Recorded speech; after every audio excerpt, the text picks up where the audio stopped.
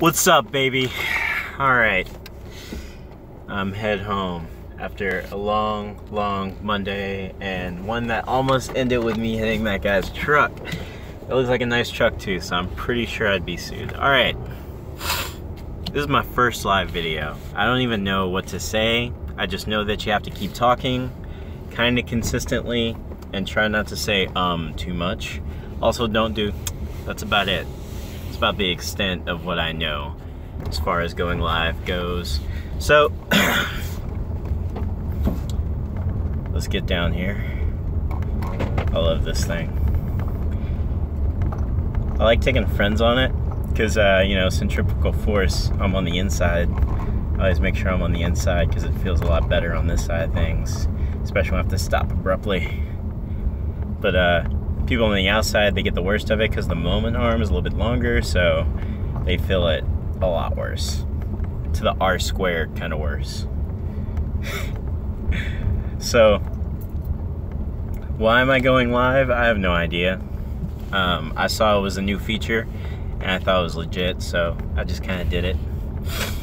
And I'm not regretting it so far. Overarching topic right now is I finished the PE, Professional Engineers exam, on Friday. It was a hell of a test. Probably the second or third worst test I've ever taken in my life. And that's not worst as far as like getting the worst grade. No, man. I know exactly which test that is. And this one was far from the worst grade ever. Crud, they are paying for parking and don't have... I'm doing this. I'm doing it. Alright. Yep. It's done. This Louisiana boy has learned from the Houston ways of handling traffic. Alright. Let's rock. Let's roll. So, I took the PE not too long ago, and it was fun. It was terrifying, actually. It was horrible. So it's split up into the AM and the PM portion, right? And that's what people normally call it. So the AM test is a little bit more generalized, but specific towards my specific degree, which is mechanical engineering. So that's good, right? Because it's mechanical engineering, I should know a little bit more. The FE. So what is the PE? Let me, I guess, start from the beginning. So what am I trying to do with this licensure? It's a professional engineering license, and effectively that would mean I would become a professional engineer. So I am a professional engineering candidate, or an engineer in training is what the official title is. In order to become a professional engineer, you need to first pass the FE, the Fundamentals of Engineering exam. And like it says, it's very fundamental. So they have a general portion and then a slightly less general portion, which is more directed towards mechanical on the FE. Overall, it's here's the fundamentals of what you need to know in order to be an engineer. It's very basic information. Some of the problems are very specific, so maybe you won't know this problem or that problem, but effectively it's a very basic test. I'm not saying that people all should pass it. That's not the point. The point is saying, like, these are the objectively the fundamentals of what you need to know as an engineer, and here's some general stuff you need to know as a mechanical engineer. That test was actually fun. It just switched to a computer-based test from a paper-based test, and they reduced it by 2 hours. So you had 6 hours of test taking time instead of 8 originally, I think 2 or 3 years ago. So it was actually a fun test to take. I felt really good going in. I felt pretty alright going out. It was fantastic. Once you've gotten through the Fundamentals of Engineering exam, the next thing you need to do is get your degree. And that means you have to send your certification. You need your degree in order to get the EIT, the Engineering Training Certification letter, whatever you want to call it. Once you have that, then you're able to take the professional engineering exam, which is a beast, okay? This test is 8 active hours of taking a test. 8 active hours of taking a test. 4 straight hours, and an hour lunch break, and then another 4 straight hours of taking this test. It was crazy. It was ridiculous. I mean, it was just awesomely terrible. You know what I mean? The AM portion and the PM portion of the PE, like the FE, it's split up into AM and PM portions. With the AM portion, it's more general mechanical engineering problems. And the PM portion, you pick your specialty. Okay, I personally picked thermal and fluid systems, which I enjoy, which is why I picked it. It's something I don't mind studying. I like to know more about thermal fluid systems. It's a fantastic subject, so of course I'm gonna know a little bit more about it. I don't mind studying it for months, which is the main reason I picked it, because I enjoy specifically that topic. So the AM portion is general mechanical engineering knowledge that you need to know, but it's more specific than the FE, so it's a little bit more difficult. Then the PM portion is going to be all about specifically that category. So all of it was dealing with some form of thermal fluid systems. It did have a nuclear problem on it, but it was still a thermal fluid systems problem. So that's about as specific as I can ever get about talking about the test. It was very difficult. The first 10 problems were ridiculous. Not ridiculous, they weren't out of left field, but it's just, they took a lot, and I wasn't sure initially looking at it the first time. I didn't know intuitively exactly what to do on the first 10 problems, so I ended up panicking, having a mini heart attack, and then skipping those and going on to some of the other problems, which were lower hanging fruit, but still pretty high up there. You know, you still kind of have to jump for them. Major thing about that test, if I can give advice about that, it would be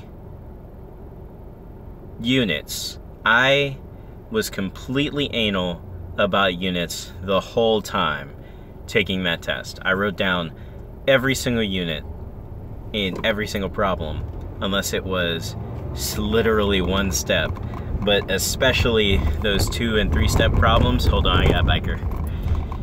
People need to learn how to respect bikers, okay? You gotta give them enough space, number 1, and then you gotta go slow because you don't want them to fall off of their bike. That would be fucking terrifying. There are 2 major things that almost happened. I almost hit that guy's truck, which would have caused me getting beaten up and sued, and then I almost hit a biker, but I was being very careful about it. Be careful and love your bikers. Every city, be careful, love your bikers.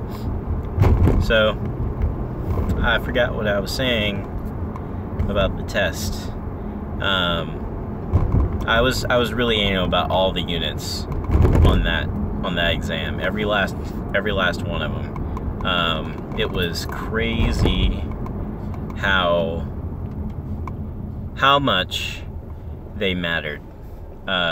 They give you problems that have this type of unit system, and they want answers with this type of unit system, and they tossed in bits of information that were important in another type of unit system. So it just was very important to look at all the units every time. So I wrote down all the units, and that made me feel extremely comfortable when it comes to talking about this exam and how well I've done on it.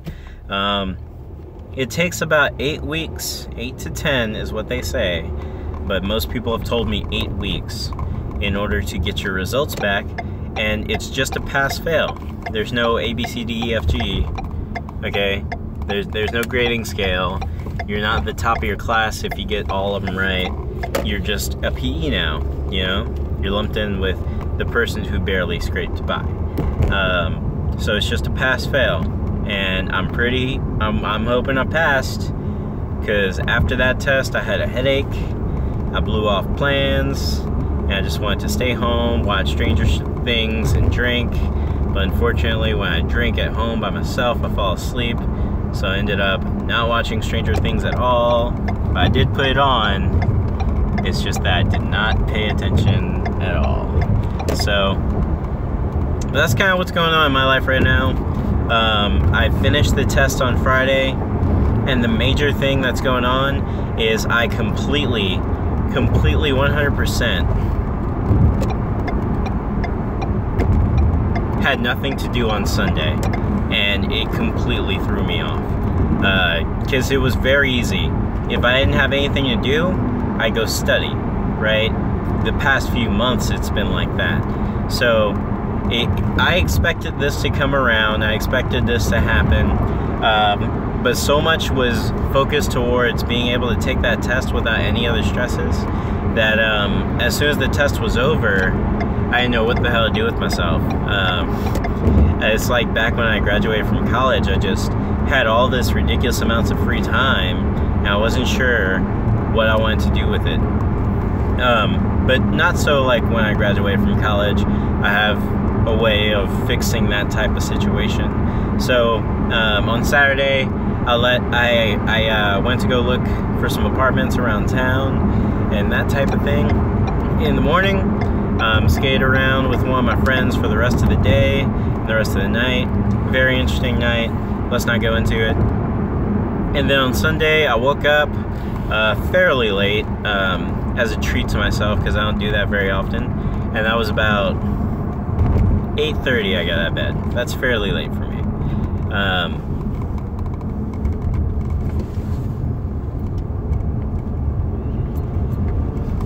Buddy. So I got out of bed at 8:30. Me and my wife had a plan to do some budgeting in the afternoon, so we talked about that and some recent events and some plans and some contingency plans and all that fun stuff.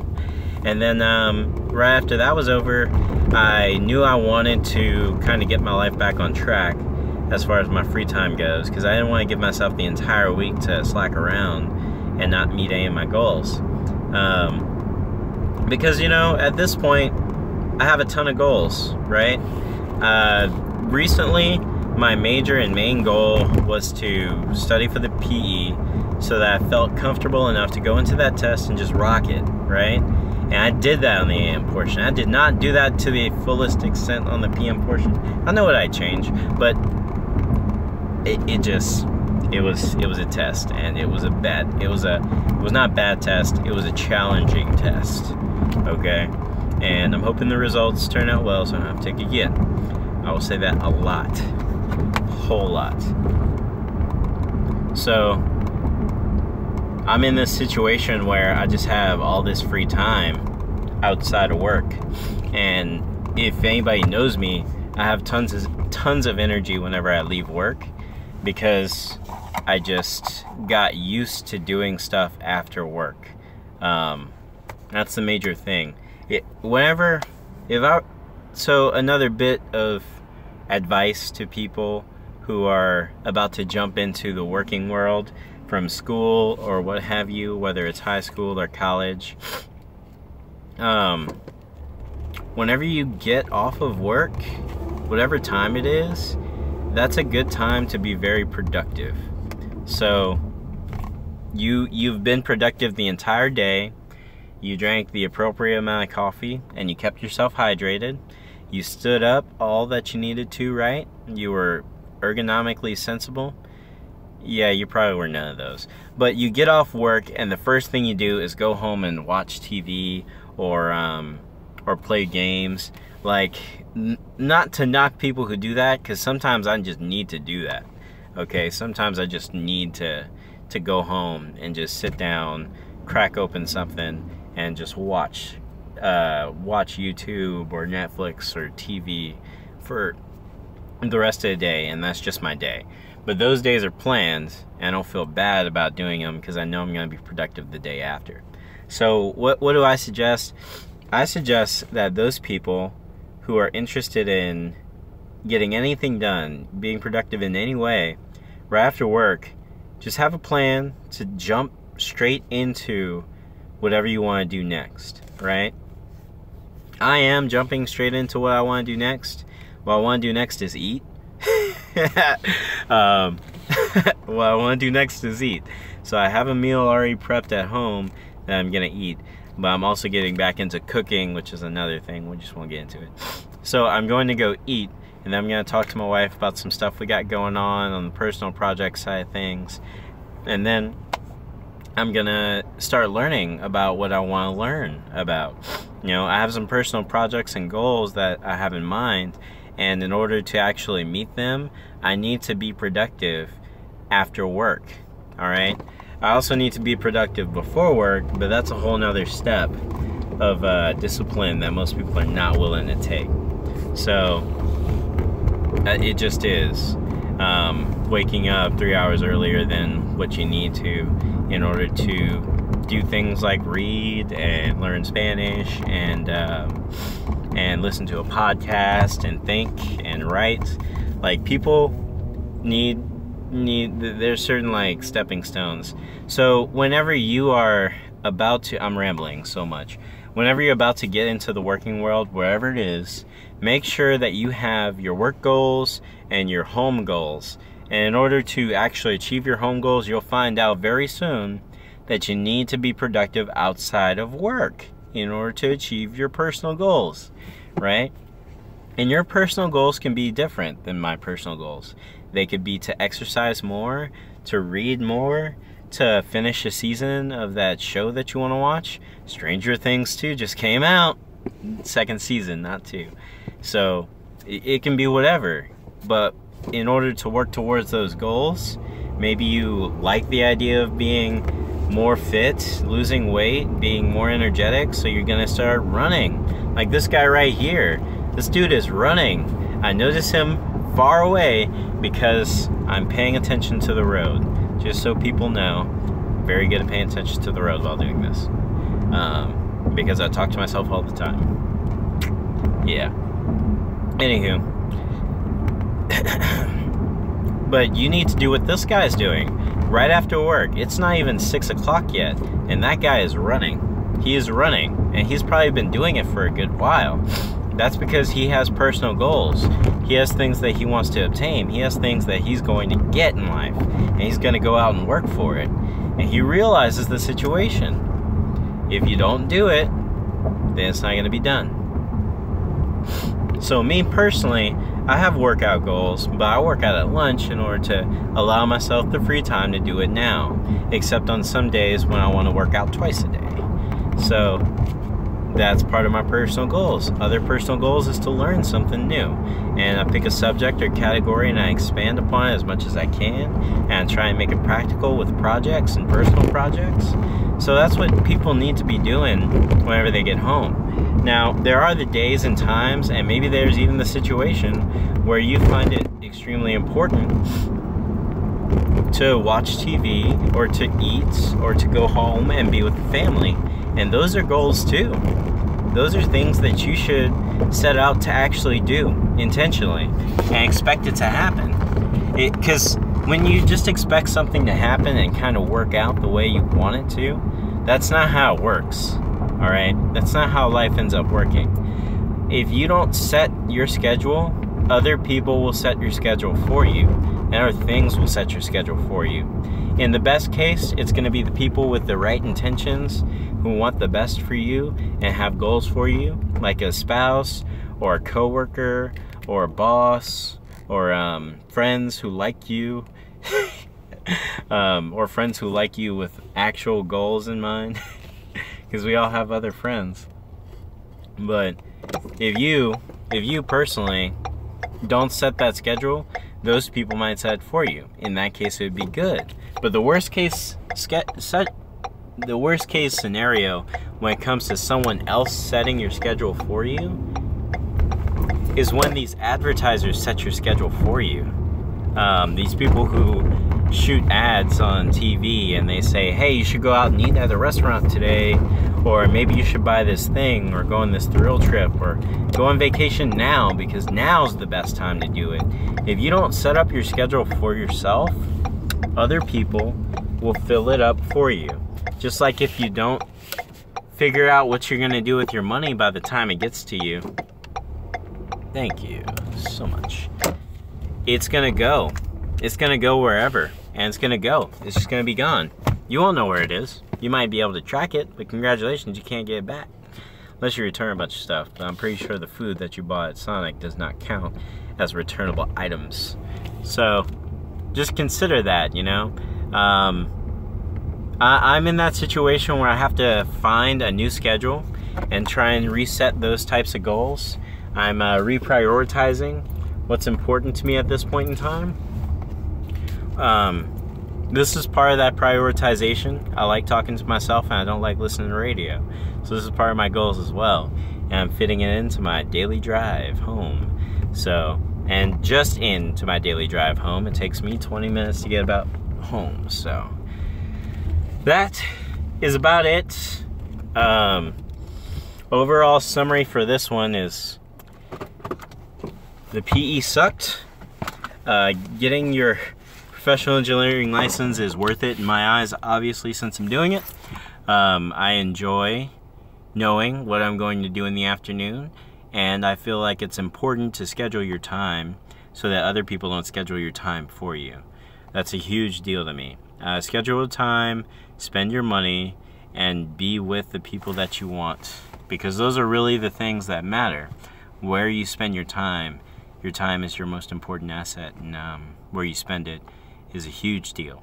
So make sure you spend your time with what you want to do, getting where you want to go, because time passes regardless of whether or not you're actually using it. So, alright, until next time, maybe tomorrow, maybe the day after, we'll see how things go. Anyway, I hope you enjoyed, and feel free to comment below whether or not you enjoy these types of videos. There'll probably be a few of them coming pretty soon. So, have a great day.